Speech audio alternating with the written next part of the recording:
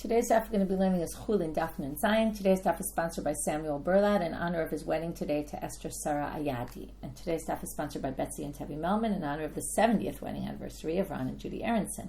We are delighted to celebrate this wonderful milestone with you and wish you continued happiness and good health. It's good to have a wedding and a 70th wedding anniversary today. Mazal tov to everyone. Okay, we're going to get started. We have a very interesting daf. I will say not exactly in the content of the body parts of the bird, but it's going to be a fascinating daf in terms of the way halakha develops, the way we paskin, minhag, how much custom comes into place. Very, very interesting daf. Okay, so we're going to start with mishtabru ragleha. If a bird's legs are broken, it's in the list. Remember, we're in the list of treifa. They're not treifa. We're in the list of things that could happen to a bird that actually don't make it a treifa. But like in the previous cases, where we then limited exactly what and said, well, it's not exactly the case. So it says here, Tanna de inkore, there was a basket full of birds. Tanna is a basket, and they mean obviously full of birds because that's what we're talking about. De inkore means that they have broken legs. De Rava, it got in front of Rava, and what did Rava do? We're now going to learn that there's this issue of tzomet hagidim. Okay, tzomet is a crossroads. It's a place where all these different sinews meet up in the bottom part of the leg, and they spread out to different places. Rashi says there's 16 of them, and you have to check that they're all intact. Okay, that's what Rava says. So even though broken legs are fine, as long as this tzomet hagidim is intact and those sinews are in place. Okay, moving on. We're going to get back to the tzomet hagidim later. Now pay attention to who says this. This is very important in the story. Sometimes it's more important, sometimes it's less. Amar Rav Yehuda Amar Rav. Rav Yehuda says in the name of Rav, remember he was one of the main students of Rav, Shmutat ya bebehema kshera, Shmutat yarech bebehema treifa. We're going to start with an animal. If the forearm, the bone in the front there, is removed, then is dislocated, should be the word, dislocated, shmuta, it's kshera. But shmutat yarech bebehema treifa. But if it's the back leg, it's going to be a problem. Okay, this is the one that's going to concern us for today, even though right now we're talking about an animal, but we're going to move to a bird. So if the back leg of the bird is detached, it's a treifa, or dislocated. Shmutat yarech ba'of treifa. Okay, in a bird, the yarech, the same bone, that thigh bone, if it's dislocated, it's a treifa. This is going to be the key line for today. Okay, before we get to the deal with this key line, according to Rav Yehuda in the name of Rav, just remember this, shmutat yarech in a bird is a problem. Okay, that bone, dislocated, no good. Also in a bird and also in an animal, but the thing that interests us is the bird. Now we're going to get off a little bit first because he says shmutat gaf ba'of treifa. If where the bone for the wing is dislocated, it's a treifa. Why is that? Not because that's dislocated, that in of itself is a problem, but chashinan shemen nikva hare'ah. We're worried that this is going to affect the lung and cause a problem in the lung. Okay, that will have a hole in the lung. Why is that? Because if you remove the bone where the wing is, it's attached to the ribs, and the ribs, we're going to learn later today, the ribs in a bird are very, very close to the lung. It's kind of like pressing up against the lung.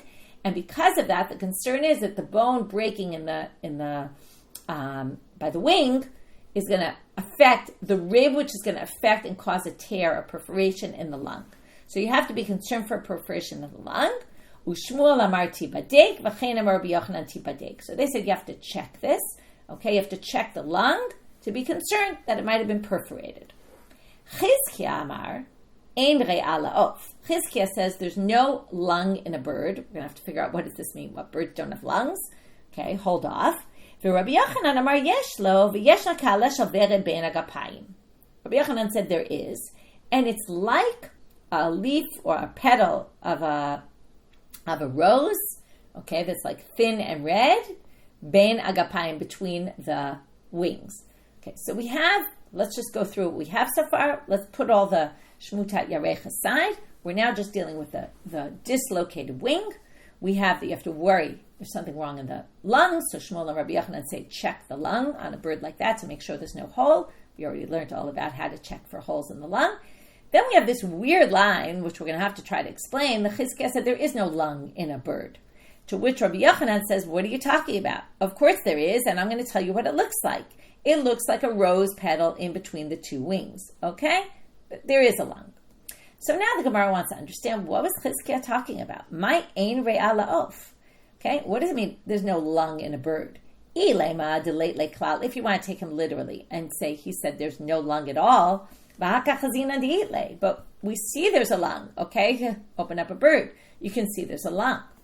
Ela de lo mitraf be. Maybe what he's saying is, if you have, this is going to be option 2, which we're going to reject also, if you have a perforation in the lung of a bird, it doesn't cause it to be a treifa. But that we know can't be the case based on what we learned yesterday. Tanna, doesn't it say in a braita, Tanna Levi, didn't Levi bring this braita that says, remember, treifot shamanu chachamim bebeima, kinigdam ba'of, all the treifas we have in animals, they're parallel in the bird, is also a treifa. And we know a lot about the fact that any sort of perforation in the lung is a problem in an animal, therefore it would be a problem in a bird as well.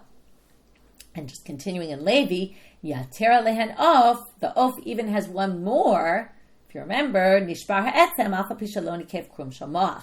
If the skull is broken, even though there's no hole visible in the brain membrane, and then remember we said that's only in, just a review for yesterday, that's only in a bird that lives in the water, okay? But anyway, point being that for sure a lung is a problem. He couldn't be saying that a perforation in the lung is not a treifa. Okay, third possibility. Also we're going to reject it. Ela ein lo lonely napel veloli chamel. Maybe when he said there's no lung, what he means is there's no problem in the lung. You don't have to check the lung if the bird falls or if the bird gets burned. You don't have to check if there's damage to the lung, maybe because the ribs protect the lung, because they're, again, the rib cage is different in a bird, and because of the differences, it could be it protects the lung better. And therefore, if it's burned or if it falls, you don't have to worry about a problem in the lung. Now that seems like a reasonably good answer, and that would have been a good answer to explain Chizkiah, except for one problem. So first of all, they explain here, which I already did, but they explained it inside my time, but what would be the reason that you don't have to worry about a fall or a burn? Rav Huna, because most of the ribs protect it. Okay, now, what's the problem? Well, let's go back to the Machlokeh Chizkiah Rabbi Yochanan. Chizkiah said there's no lung, and Rabbi Yochanan said there isn't, this is what it looks like. So now you can figure out what the problem is. Because of Rabbi Yochanan's response, you could tell what Chizkiah held. Chizkiah really must have thought there's no lung, because how does Rabbi Yochanan respond to him? He doesn't say the lung is not protected from the ribs or something like that. He says there is a lung and this is what it looks like, which makes it seem pretty clear that Chizkiah actually thought there was no lung in a bird. So now the Gemara quotes the rabbis in Israel, Ela Amre b'Ma'arava. In Israel they said, Mishmei de Rabbi Yossi b'Rabbi Chanina, in the name of Rabbi Yossi Chanina, Midvarav shel Beribi. Okay, what's Beribi? This great rabbi. Okay, from the words that this great Rabbi Chizkiah said. Okay, this is like praising someone before you're about to stab them. Nikar she'eno baki b'tarnagolin. It seems clear he knows nothing about birds. Okay, because about chickens, right? He knows nothing because he thinks there's no lung, and we all know that there is. Okay, this is a bit of a problem of the rabbis sitting in the Beit Midrash, and I will include ourselves in that situation, or at least myself, of having these whole discussion about treifas without really understanding the anatomy of the birds and the animals and all that. So maybe this is a good lesson to all of us to be saying that if we really want to learn Chullin properly, we have to go really take a class in anatomy, or use AI maybe to fill in all the details that we don't know. In fact, someone wrote me yesterday that she checked in AI and the gallbladder of a bird actually is green, even though apparently, according to what she found, not all birds have gallbladders, but the ones who do have a green one. Someone then in the Hebrew class this morning told me that when you buy chicken livers, sometimes there's a piece that's not the liver that comes with it, which would make sense, would be the gallbladder that's green. So I don't make livers, so I don't know, but there you have. So anyway, what you see here is that even they weren't, maybe that makes us feel better that we don't either. And, I think it's okay to learn this without understanding all of it, but it's a really good question. Like, how should we be learning Chullin? Should we be really opening up every picture and seeing everything, or should we be learning it actually in a group of people who teach Daf Yomi? And there was this whole discussion going on, like, how are we supposed to be teaching Chullin? Should we be teaching it like that, or should we be teaching it kind of just dry and, moving on and just getting through it? So it's interesting. It's an interesting question. I personally enjoy not so much getting into all the anatomy, but particularly in a daf like today, we're going to see a lot of interesting things. So the first interesting thing is this interaction between the rabbis, and then the rabbis kind of pointing out, he really didn't know a lot about the animal, and therefore don't trust what he's saying about whether there's a lung in an animal or not, and a bird or not. So anyway, it's going to get also very interesting in terms of, as I said in the beginning of class, about the custom. And again, what I find very interesting in Chullin is all these real live cases. Things were happening. You saw, remember, the Bakiba Treifot. There's, the guy who knew a lot about this. And there's people who are better experts to go to, So while I might not be opening all the body parts and seeing everything, I actually found videos someone had about, actually showing real, parts of animals that were like in the slaughterhouse, and showing how to, what this is and what this is. And it's interesting if you can tolerate looking at them. But, the question is it necessary for our purposes? That's another big question. It's all a matter of time and what you have time to deal with. Okay, enough going on about treifot and how we should be learning Chullin. I'm a Rav Huna, I'm a Rav. So now I want to remind you where we started. We started with, after we got through the Tzomet Hagidim of Rava, how he would check the Tzomet Hagidim, even though broken legs are fine, but as long as the Tzomet Hagidim is intact. Then Rav Yehuda quoted Rav as basically saying, now we're going to focus on one line that he said, Shmutat Yarech, if the back leg is dislocated, treifa. It's a treifa. So now comes Rav Huna Amarav, not Rav Yehuda, but Rav Huna quotes Rav as saying, Shmutat Yarech Ba'ov Kshera. Now here's where it gets interesting. So now sometimes you have two different versions, and it's not the most interesting thing. Okay, we have two different people who said Rav said something. But today is going to be very interesting. So Rav Huna says in the name of Rav, Shmutat Yarech Ba'ov is totally fine. Even though Rav Yehuda said in the name of Rav, it's not. So Amarle Rabba bar Rav Huna le Rav Huna. So his son, Rabba bar Rav Huna, comes to Rav Huna and says, V'hara bananda atumi pumbedita amre. But wait, the rabbis who came from Pumbedita said that Rav Yehuda mishmei de Ravna Rav Yehuda was from Pumbedita. So the rabbis there say that their rabbi Rav Yehuda said in the name of Rav that Shmutat Yarech Ba'ov treifa, that it's actually no good. Amarle, so what does Rav Huna, the wise, say to his son? Buri, which is my son, right? Like bar mitzvah, ben mitzvah. Buri, my son, nahara nara upashte. Okay, the rivers go in different ways, right? There's all different rivers, and they all go differently. And they, Rashi says it nicely. They have, there's stronger ones, there's weaker currents, there, right? And one river can split into many different paths. And what he's saying is, what he really wants to say, and it doesn't say this inside at all, but Rashi says this, that what happened? Rav actually permitted it, but when he went to Pumbedita, he saw, which was Rav Yehuda's city, he saw that the people in Pumbedita were forbidding it. Okay, you might remember, it was a very long time ago, but in Psachim, we learned in Makom Shenahagu, it's all about, right, and this has come up in other places, but that's the real place where they discuss it the most, that if there's a place where people forbid something, you let them, you keep their minhag, okay? You don't say, oh, but, technically speaking, it's permitted. But we don't comment. We just let it go. So when Rav came to Pumbedita and saw that people were saying that this is treif, he left it. He didn't comment. He didn't say it's not true. So Rav Yehuda assumed that he must have forbidden it, okay? And it could be even that he, that they asked him and he said, yeah, like it's forbidden. Because why do you say it's forbidden? Because they forbade it. So once they forbade it, and this is what's interesting, once the minhag is such a way, it kind of becomes halakha. Okay, once you forbid something, it's forbidden. Okay, maybe at the end of today we'll mention kitniot a little bit, which is an interesting example of this. Okay, but we'll get back to that. So basically, Rav Huna tells his son, Rav really permitted it. Okay? He didn't forbid it. It was just that Rav Yehuda thought he forbade it because in Rav Yehuda's city, that was the prevalent custom. Okay, more about this. I'm a Rabbi Abba. Eshkache leRabbi Yirmiyah bar Abba dekabadik b'tzomet hagidim. Now we're getting back to tzomet hagidim, and you're going to see the crossover between the tzomet hagidim, which is itself a crossroads, and the shmutat yarech. Okay, so we started with the tzomet hagidim, we went to shmutat yarech, and now the two meet.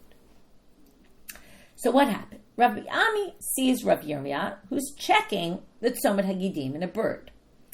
Amar le, lama le lamar kulehai. Why are you checking the tzomet hagidim? V'ha Rav Huna amarav shmutat yarech ba'of kshera. He says, why are you checking the tzomet hagidim? Because doesn't Rav say that a dislocated back leg in a bird, actually not back leg, in a bird it's just the thigh. There is no back front leg. I'm sorry that I was keep saying back leg. It's because in the animal it's the back leg. In the bird it's just a thigh. So Rav Huna says in the name of Rav, the shmutat yarech ba'of is kshera. Okay, the thigh that's dislocated is fine.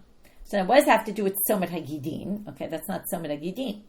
But he says it's very logical. Okay, and Rashi says it. V'harei in shmutat yarech ba'of kasher, v'harei hakol nital.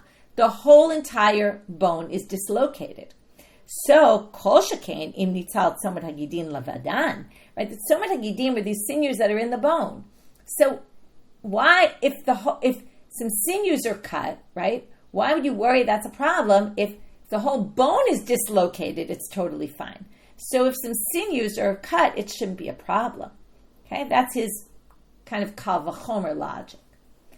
Amar le, so Rav Yirmiyah bar Abba says to Rabbi Abba, by the way, Rav Yirmiyah bar Abba, his father was not Rabbi Abba, not like in the previous, whereas Rav Huna bar Rabba bar Rav Huna was talking to his father. This is not. His father was an unknown person, this Abba.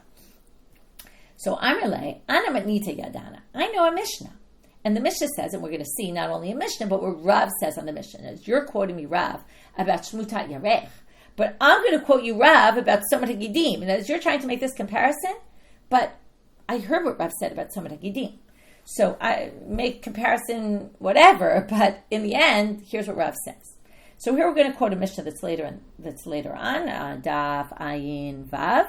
Okay, Ayin Vav.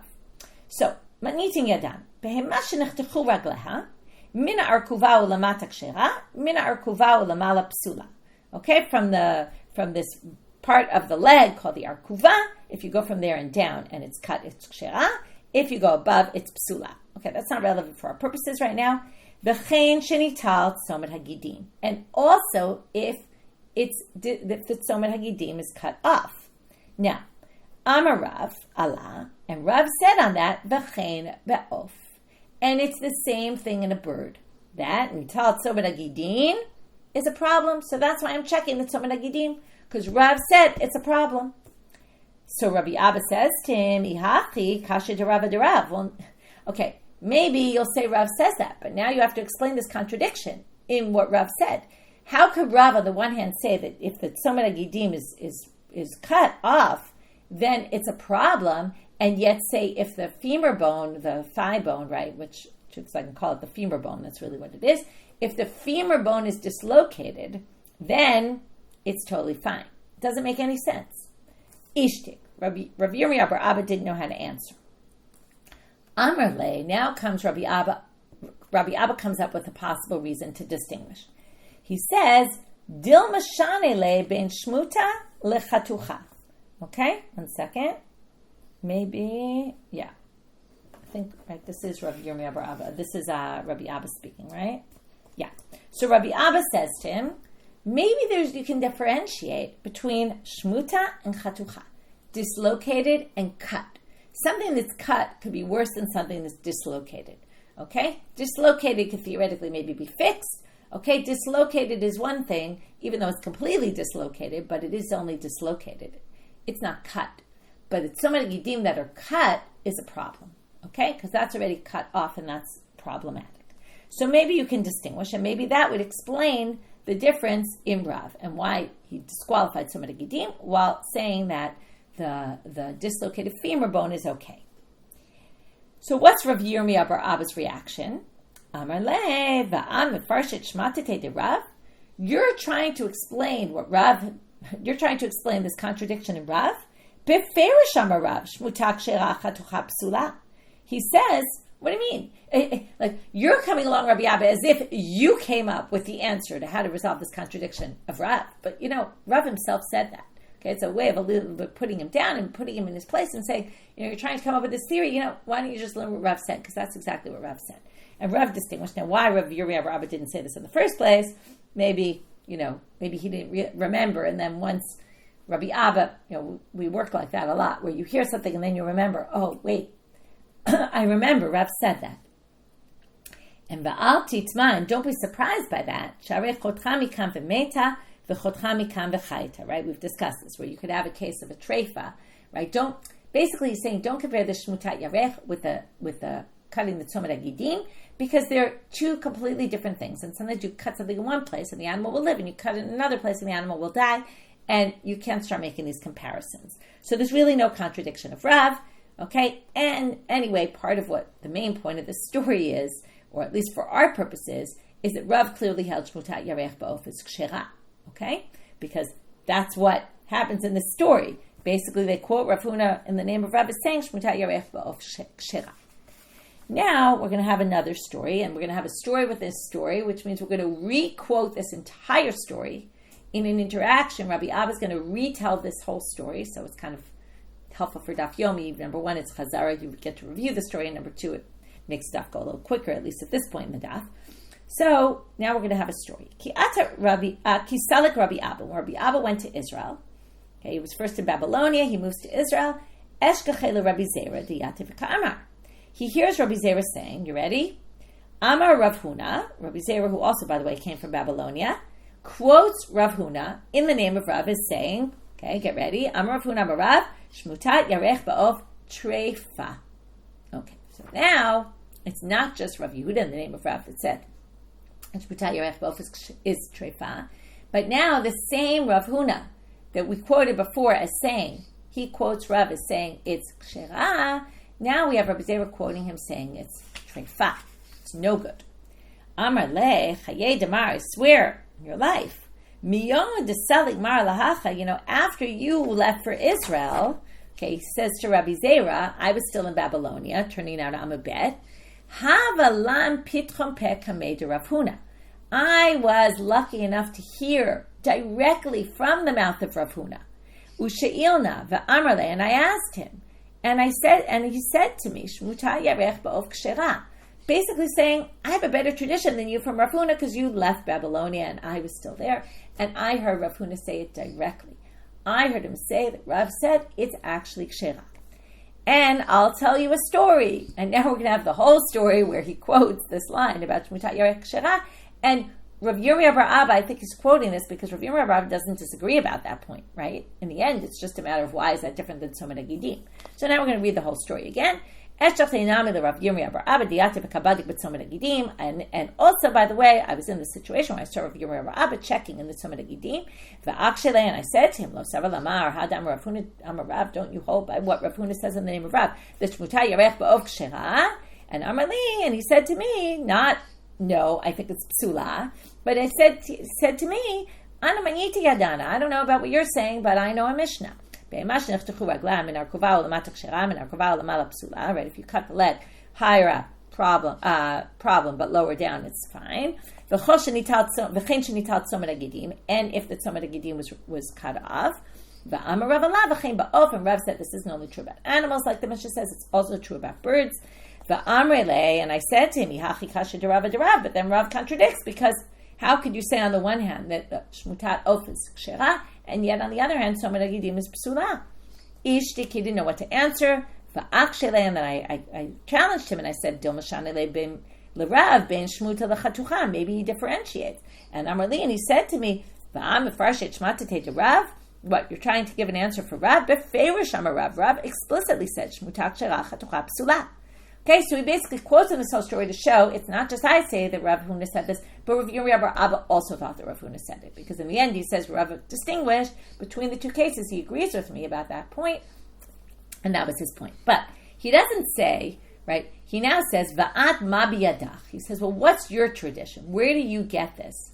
that Rav holds that it's a problem. So he says, Hachi amar Rav Chia bar Ashi amar Rav, Shmutat yarech ba'ov treifa. He says, I have Rav Chia bar Ashi who quoted Rav, who said that Shmutat yarech ba'ov is no good. Okay, so we're basically tradition, this one quoting this tradition, this one quoting this tradition. Okay, we have a real pull here in all different directions, and it's going to get even more right now. And also, V'chein amar Rabbi Yaakov bar Idi amar Rabbi Yochanan, and also Rabbi Yaakov bar Idi says in the name of Rabbi Yochanan, okay, tradition of Israel, this is why also he's from Israel, Shmutat yarech ba'ov treifa. Okay, and also he says it's a treifa. So now we're quoting that Rabbi Yochanan thinks it's a treifa. V'amar Rabbi Yaakov bar Idi, and Rabbi Yaakov bar Idi said the following thing. Imalei have Rabbi Yochanan ba'atra de'oru be'chevravata lehetera lo pirkes. Okay, what does this mean? Ilmalei, if he had not, if Rabbi Yochanan, had Rabbi Yochanan seen, he been in a place where he saw his friends, and this Rabbi Yaakov bar Idi quotes Rabbi Yochanan, saying that it's a problem, but then he says, he himself, who's quoting Rabbi Yochanan, says, but if Rabbi Yochanan had been in a place where his friends were, who were permitting this, okay, basically testifying to the fact that most people permitted this, had Rabbi Yochanan been in a place where he saw Chevravata, his friends, right, meaning his colleagues, lehetera, lo pirkis. Here's a funny play on words. Pirkis, right, we've talked about this, the animal doing pirkusim, right, where the animal gets slaughtered and is still fluttering, still moving. What it means here is he wouldn't have been wavering. He wouldn't have wondered what would be, right, what the halakha is. Okay, what they're basically saying is Rabbi Yochanan forbade it, but because he was kind of doing back and forth, okay, the same way if you would convulse, it would be this movement back and forth. Rabbi Yochanan was obviously deliberating, and what Rabbi Yaakov bar Idi is saying is, had he known all these rabbis permitted, he wouldn't have hesitated. He would have permitted it. And not only that, but he now says, I'm just finding my place, to Amar Rabbi Chanina Amar Rabbi. And the reason why he should have permitted this is because let's go back. Okay? Rabbi Yochanan is first to second generation Eretz Yisrael. Rav is first generation. Okay? These are all Amoraim. But if we go back to Tannaitic times, Rabbi Yehuda Nasi, one of the last Tannaim, okay? Now, if we go back, we have Rabbi Chanina who quotes Rabbi as saying, Shmuta yarech ba'ov kshera. And now we're going to hear a story about it, an interesting story. So, he's now saying, right, a lot of rabbis permitted, and even Rabbi permitted it. And let's hear the story. Tarnagolet haytalo le Rabbi Chanina, shenishmita yarech shela. Okay, I had a tarnagolet that the femur bone was dislocated. Haviyalefnei Rabbi, v'yitiralo. He brought it in front of Rabbi, and Rabbi permitted it. What did Rabbi Chanina do? Now, what would you think he would do? He would eat the bird. But no. What did he do? Milacha Rabbi Chanina. He preserved it. He salted it in order to keep it for the long term. V'hava more behalakha l'tamidim. He used it as his prime example to teach this halakha to his students. Zeh hitirli Rabbi, zeh hitirli Rabbi. And he would say every time a student, they would learn the sugya, he'd say, here's my bird with the dislocated femur bone, and yeah, what a teacher. Aren't you glad I didn't do this to you? And luckily no one's in person, even if I did. Okay, here's what Rabbi permitted me, and now you know it's permitted. Okay, now, we're about to end the sugya. And where would you end the sugya right now? You would obviously say that this is permitted, right? Because we had so much reason to think it's permitted. We had the case where Rav said it was forbidden, which is Rav Yehuda quoting him. We have an explanation. It was just the custom in the place, and therefore it must be really, it was permitted. He just didn't want to permit to the people living there, so not permitted to them, permitted for everyone else. We had Rabbi Yochanan who forbade, and we had someone quoting Rav who forbade, but really we said, Rabbi Yochanan, had he known, Rabbi before him permitted it, Rabbi Chanina was teaching all the students, you would think it would be permitted. However, comes the Gemara, quoting another interesting episode, late hilchate kekol haneshmatata. But the halakha is not like all these people, okay? And in fact, the halakha is, we're going to be strict here. Why? Well, it's going to be from some unrelated story. We're going to learn that it's forbidden. And we'll see why. Ela ki hadishal Rabbi Yossi ben Nehorai Rabbi Yeshua ben Levi. Rabbi Yossi ben Nehorai asked Rabbi Yeshua ben Levi a question about something completely unrelated. Not completely, but mostly. Kedira, and we're still in treifa, we're still in birds, okay? Gdirat kaneh bekama. If you have a hole in the windpipe, how much is a problem? Now, if I asked you this, what would you tell me? You'd hopefully, if you remembered, you would say exactly what Rabbi Shimon Levi says to him. Amar lo, mishnah shlema shaninu. What do you mean? It's an explicit mishnah. Ad ki sar ha'itaki. Remember that? That's the shape of the coin. Okay, the size of that coin. Amar lo, but comes back Rabbi Yossi ben Nehorai and tells him a story. He says, what do you mean? V'halo Rachel achat hayta b'shchunatenu. There was a female sheep. Shenikdal kaneh shela. That had a hole in the windpipe, in her windpipe. Vasula klumit shel kaneh v'chayta. Now you understand why he's asking the question. Because he said they made, here's a play on words of kaneh. Kaneh is the windpipe, kaneh is also reeds. They made like a bandage of reeds, more like a patch, and they patched up the hole in the windpipe, and she survived. Okay, so I don't get it. A hole in the windpipe can be fixed, even at that size. So if it can be fixed and the animal can survive, why is that a treifa? Because remember, we're going to get to this at the end of today's daf, but the whole definition of a treifa is an animal that can live, right? The general standard definition, although today we're going to see there's many more, is, will the animal live 12 months? Amar lo, so Rabbi Shua ben Levi says to him, Val dat samich, you're relying on that story? You got it all wrong. Okay, now, how does he prove to him that he's wrong? And how does he prove to him the situation? He's going to quote a case of a shmutat yarech, our case. Okay? V'halo, now, here are the key words. These three words. V'halo halakha rovachat beYisrael. What does that mean? It's a halakha that is spread among all the Jewish people. Okay? That shmutat yarech ba'of treifa. Everybody holds that a shmutat yarech ba'of is a treifa. And tarnagolat haytalo l'Rabbi Shimon ben Chalafta shenishmita yarech shela. Okay, there was a case of Rabbi Shimon ben Chalafta who had a dislocated femur bone in his animal. Vasula shvoferet shel kaneh v'chayta, and they made a tube made of reeds, put it on right where it was dislocated, and the animal lived. So now, something doesn't jive here. Okay, now forget about our sugya, right? But what doesn't jive? If a shmutat yarech in an animal is treifa, and this animal basically was cured, then how could it be a treifa? Elamait lach lememar, the only suggestion you could come up with, the only explanation would be toch 12 chodesh hava. The bandage, or maybe splint, like you suggest, the splint that they made for this animal to fix the dislocated femur bone was within 12 months of the animal having gotten injured. And within those 12 months, yes, it's true, it fixed it temporarily, but the animal died before 12 months passed. In other words, it's very nice that you saw they did this and it cured it, but it didn't cure it completely. It cured it only temporarily, and the animal ended up dying within 12 months. So since that must be the case with this tarnagolet of Rabbi Shimon ben Chalafta, hachanami, we're going to say the same thing with this Rachel, toch 12 chodesh hava. The Rachel who ended up with the hole in her windpipe, right, this sheep, was fixed only temporarily, but she eventually died within those 12 months. So that doesn't prove anything. Okay, so that was all a question about this k'dirat kaneh and what the size is, and a question about it and an answer, and it was all resolved. But what came out of this? That this is what you call mesiach lefi tumo. He's just telling you, by the way, that everybody holds that a shmutat yarech is a treifa. And what does that mean? This is once a minhag spreads everywhere. In other words, it could be that in the time of Yehuda it was only in Pobedita. But somehow that took off, and everybody holds that way. So at this point, and that's why we started back with, we don't hold this way, that a shmutat yarech is kshera, even though it seems pretty clear Rav said. It seems very clear Rebbe said it and permitted it. But in the end, what the people do becomes the practice.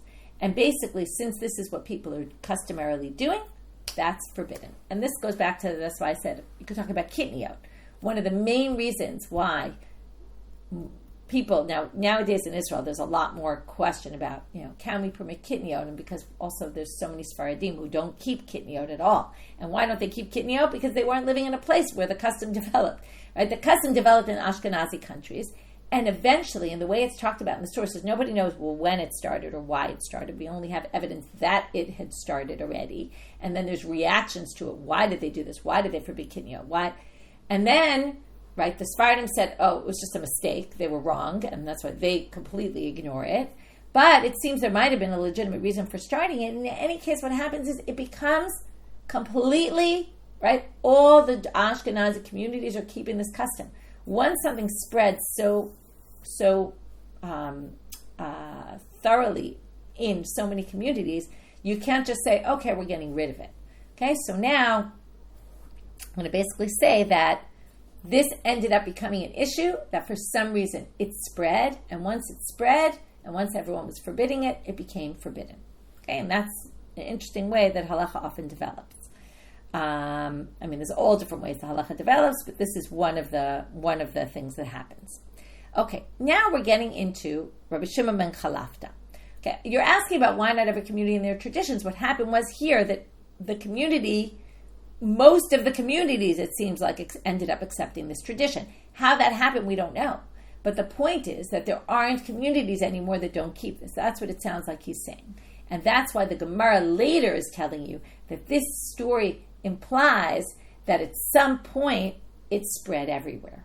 And that's why you can't permit it anymore.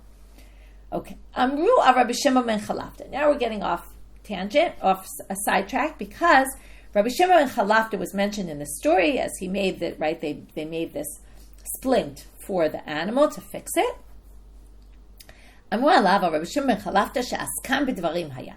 Okay, you could call him an experimenter. Okay, he liked to test things out. And we're going to see, what did he do? Now, it's actually connected to this, but it's also connected to the end of our Mishnah. Our Mishnah had in the list of things that are not treifot, we had if the feathers by the wing come off, and then, right, certain feathers, and Rabbi Yehuda said that it's still kshera, right, it's fine if the feathers of the wing come off.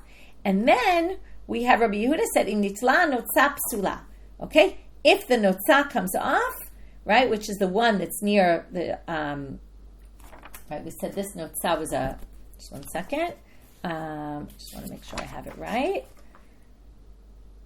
Right, these are the ones that are near the flesh of the bird, okay? It's these thin, soft feathers. If they come off, it's a treifa. So basically, what did this Rabbi Shimon ben Chalafta? He wanted to check it out, see if it's true. Hayav said davar lahutzimi libosha Rabbi Yehuda. He wanted to disprove Rabbi Yehuda, really.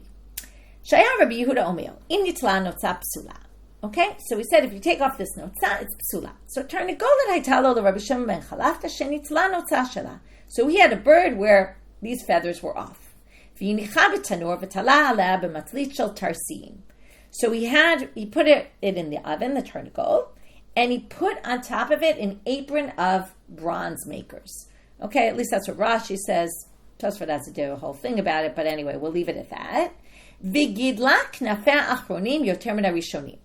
Okay, and the wings grew better, the feathers on the wings grew better than the original ones. Okay, so what do you see? It could be healed. Okay, same thing as the other story with him about he came up with this way to heal it, right? He was clearly kind of a scientist. Some people say if you go with the fact that it was bronze, that the bronze, it was partly because it was covered and protected it from the heat, but also had also had bronze in it. Maybe that fixed it. We don't know exactly. Okay, so anyway, it worked. It really worked. So he showed, aren't you wrong? So now they say v'doma kasav Rabbi Yehuda treifa mishabachat.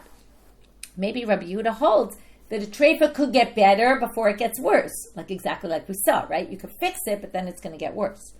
So they say no, but that's in came b'midi debetarfaba yidila knafayim achronim yoter rishonim. You can't say that because this is exactly where the feathers were ruined and it became a treifa. That actually grew back better than it had been originally. That doesn't make any sense to say that. You could say there's some problem and it gets better in some other area, but it doesn't make any sense to say that area would grow even better after it became a treifa. That really makes no sense. So it seems like he disproved him. Now the Gemara asks, "My askan b'dvarim." Okay, why did we generally call him an askan b'dvarim? What else did he test out? We're going to have a fascinating story. Amar Rav Misharshia. So Rav Misharshia says, what did he test out? Well, dichtiv, it says in Mishlei, Lech el nemala atzel, you lazy person, go to the ants, Re'ei dracheha v'chacham. Go look at the way they work and you'll be wiser. Asher ein lakatzin shoter u'moshel. There's no ruler among the ants. They don't have a ruler.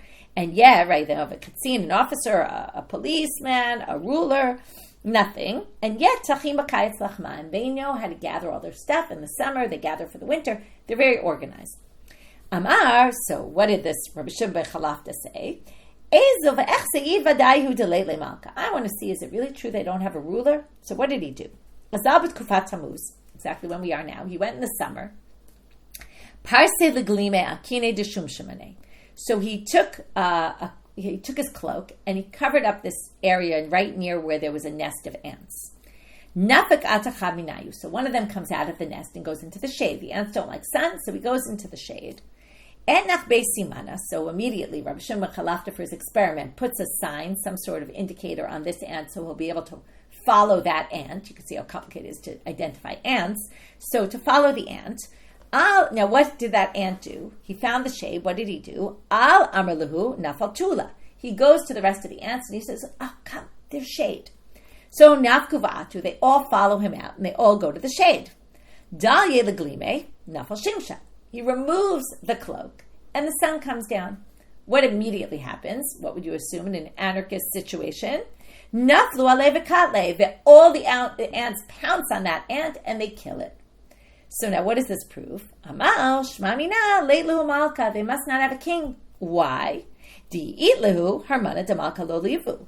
If they had a king, why did they not ask permission from the king? Are we allowed to kill this person? When there's a king and there's no anarchy, you go to court, you have a ruler, you at least, maybe not court. Okay, we don't expect the ants to have a court, but we expect that they would have checked with one of their elders, so to speak. So you see they didn't. So look. Amarle Rav Ad Rav Ashi. So Rav Achi hears this story. He says to Rav Ashi, I don't buy it. Number one, Dilma Malka V'Badayu. Maybe there was a king among them, and the king went out to kill also. So they saw the king going, they all followed. Number two, Inami Harmana Demalka V'Nakite. Maybe they had the blessing of the king. Maybe this happened some other time, and the king had said, yeah, go kill. So they knew they could go kill because they had precedent for this. Third answer, this is the best.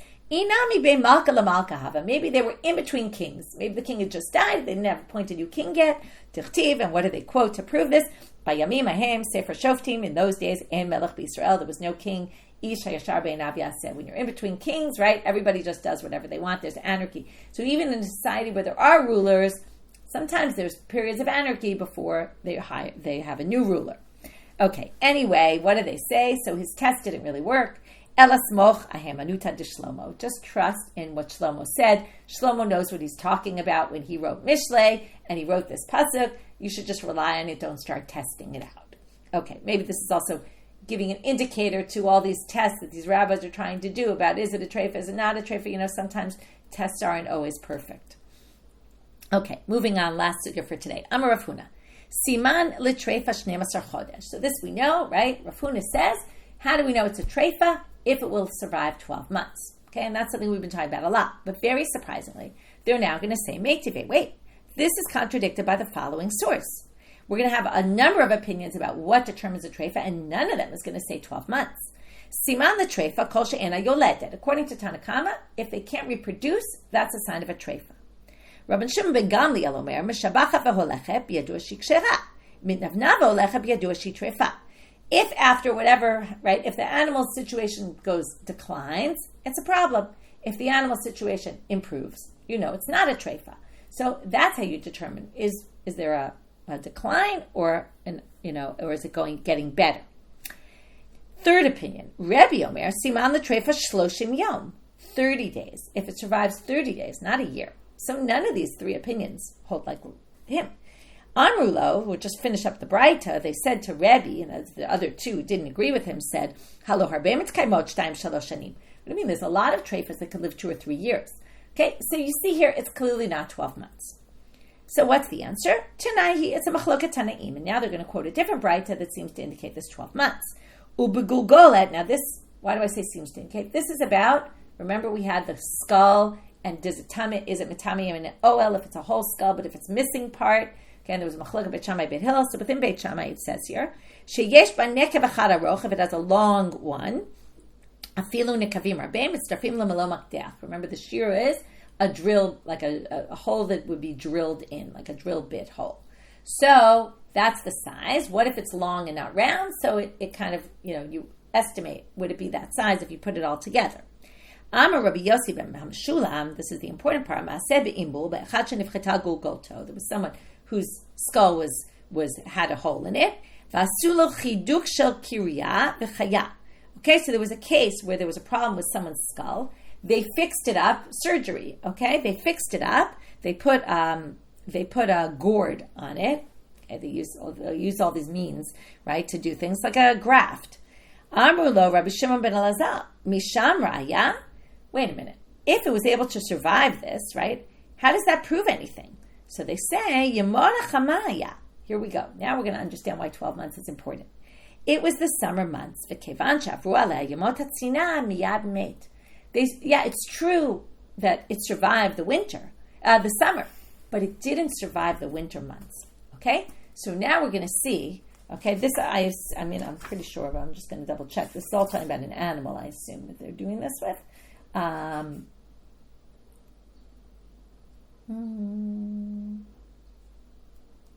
Okay, I don't know. It doesn't say actually. Okay, but anyway, I assume they're talking about an animal this happened, but the point is, it did survive the winter. Okay? So now, if it doesn't survive the winter, right, then, now, this is why you need 12 months, because you need to survive all seasons. I was thinking it's like when you have, now in Israel, depending on what climate you live in, right, we have a climate where it just doesn't rain in the summer. So anytime you fix up, you have water damage, right, nobody does in the winter because it rains all the time. So you wait till the summer, you fix it up, and then you have to wait a year, right, or almost a year until the winter comes, and is it going to survive the next winter? So it's the same idea here. So that's why you need 12. That's why 12 months is the determination, because in different seasons, they can survive different, right? The summer, it's usually easier, and in the winter, that's when it gets cold, and that's when what they had earlier might actually create a problem and cause the animal to die. Okay, last line. Amar Rav Acha bar Yaakov, halakha, treifa, yoledet u'meshabachat.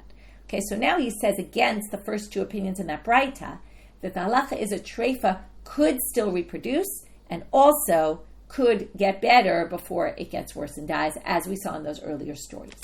Okay, so with that, we end our daf. What did we do today? Like I said, very interesting daf in terms of how halakha develops, and minhag in particular. But what we learned in terms of the flow, we started with Somat Hagidim, that Rava would check it. Then we moved to the statement of Rav Huna Rav about the Shmutat Yarech. But because he also touched about the Shmutat of the Knafayim, we got into the Knafayim and how that being dislocated affects the lungs. And then we have that Chizkiah. We didn't think there were lungs in a bird, which we said he doesn't know what he's talking about. They said he doesn't know what he's talking about. From there, we got into this case where Rav Yirmiyah bar Abba was checking the Somat Hagidim. And then they say, why are you doing that? Doesn't Rav Huna Rav say, it's kshera the shmutat yarech, and then we tried to make the comparison. In the end, we split. We said, oh, it's not really a comparison. Then we had Rabbi Zera, who quoted Rav Huna saying, in the name of Rav, the shmutat yarech is treifa. And then we started with this whole back and forth. But then we brought different people who thought he said it was treifa, different people who thought he said it was kshera. Rabbi Yochanan, who said in general it's kshera, not Rav, but Rabbi Yochanan also, who said it's treifa. But then we quoted Rebbe, who actually, right before him, and the whole story with Rabbi Chanin and the salted chicken, that it's actually kshera. However, in the end, we ruled that it's a treifa, and that's because we got it from that story where in the middle of the story it was quoted that, oh, don't you know that everyone holds that this is a problem?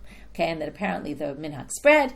And then that was in the story about Rishon ben Chalafta testing things out. So from that, fixing up things, and then we talked about how he liked to test things, right? We had the first one about the feathers to disprove Rabbi Yehuda, which he actually succeeded in doing. And then we brought the story of the ant, where he tried to prove that actually didn't work. Okay, his proof there didn't work. Okay, sometimes you can test and it works, sometimes you can test and it doesn't work. And then we finished with, is a treifa really? Rav Huna says it's an animal that won't live for 12 months, but we brought 3 Tannaitic opinions that all disagree. However, we said, oh no, he agrees with this other Tannaitic opinion that seemed to make it clear that you have to go through a whole cycle of seasons in order to be able to check if the animal's going to live, which would mean 12 months. With that, we end for today. Wishing everyone a Shabbat Shalom.